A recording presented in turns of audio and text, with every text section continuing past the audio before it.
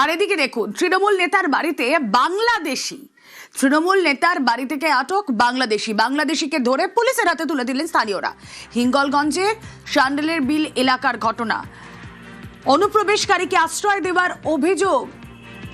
কথা বলবো, অনুপম প্রতিনিধি রয়েছেন আমাদের সঙ্গে। অনুপম, তৃণমূল নেতার সঙ্গে এই বাংলাদেশি কি যোগ? একজন অনুপ্রবেশকারীকে আশ্রয় দেওয়াই বা কেন?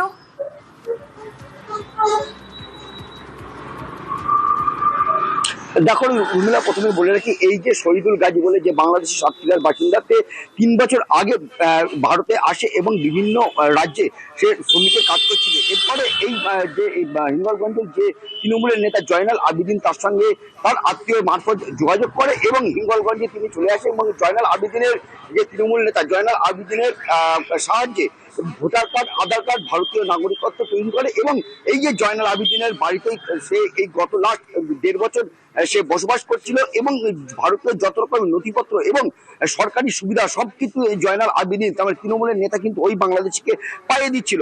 এবং এই নিয়ে শুধু জয়নাল আবেদিন নয়, এলাকার মানুষের যেটা অভিযোগ, এরকম জয়নাল আবেদিন সারা হিঙ্গলগঞ্জ জুড়ে রয়েছে।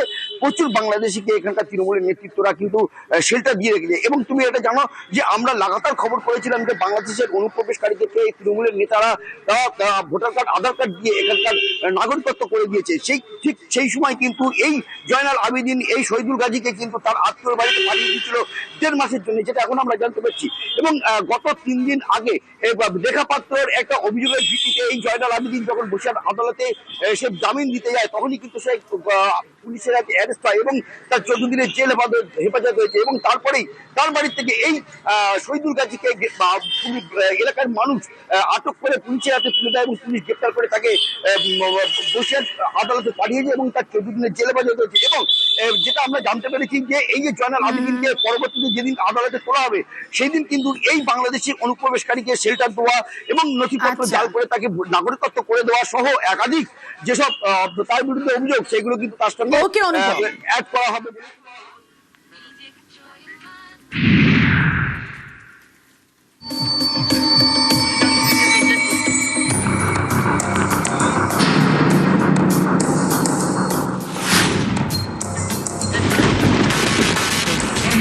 তৃণমূল নেতার বাড়ি থেকে গ্রেপ্তার বাংলাদেশি অনুপ্রবেশকারী।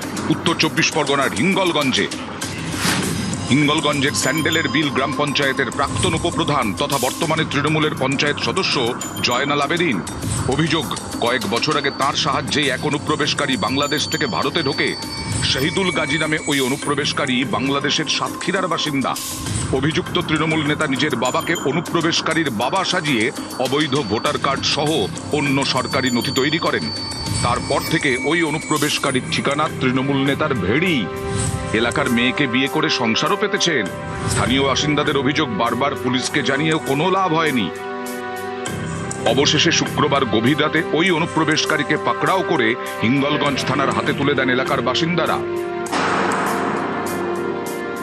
ভোটার কার্ডটা করেছিল, আধার কার্ড আমি করেছিলাম, তখন তাদের 1000 টাকা দিয়ে 1,500 টাকা দেবো। ভোটার কার্ড করতে গেলে কাউকে একজনকে বাবা সাজাতে হয়। বাবা কে আছে? গোলাম গাছ।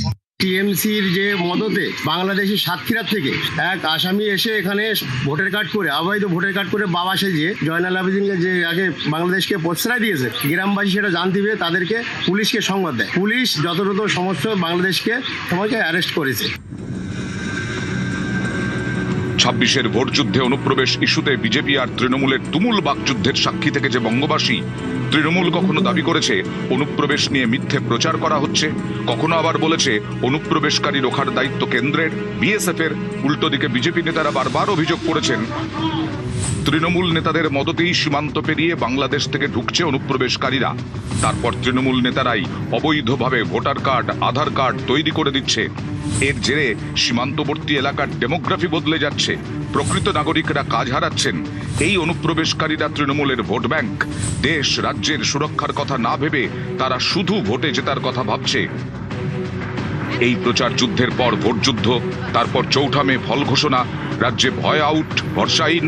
তৃণমূল নেতার বাড়ি থেকে বাংলাদেশকে বের করলেন গ্রামবাসীরাই। অনেকেরই অভিযোগ, গত কয়েক বছরে সীমান্ত পার করে বাংলায় অনুপ্রবেশের একটি রুট ম্যাপ তৈরি হয়ে গেছে। সীমান্ত পার করার আগে পশ্চিমবঙ্গে দালালদের সঙ্গে যোগাযোগ করে বাংলাদেশের লোকজন। সেই দালালরা প্রথমে ওই অনুপ্রবেশকারীদের নামে অবৈধ আধার কার্ড, রেশন কার্ড তৈরি করে। তারপর সুযোগ বুঝে ওই অনুপ্রবেশকারীদের ভারতে ঢোকানো হয়। সীমান্তরক্ষীর নজর এড়িয়ে ভারতে ঢোকার পর অনুপ্রবেশকারীদের নামে ভোটার কার্ড, প্যান কার্ডও তৈরি হয়ে যায়। সেই সব নথি নিয়ে তারা কেরল, হায়দ্রাবাদ, দিল্লি, নয়ডার মতো ভারতের বিভিন্ন জায়গায় ছড়িয়ে পড়ে, সেখানে কাজ খুঁজে নেয়। এখানেই শেষ নয়, বহু অনুপ্রবেশকারী আবার ওমান, কাতারের মতো দেশে কাজ করতে যায়। তারা পাসপোর্টও তৈরি করে ফেলে।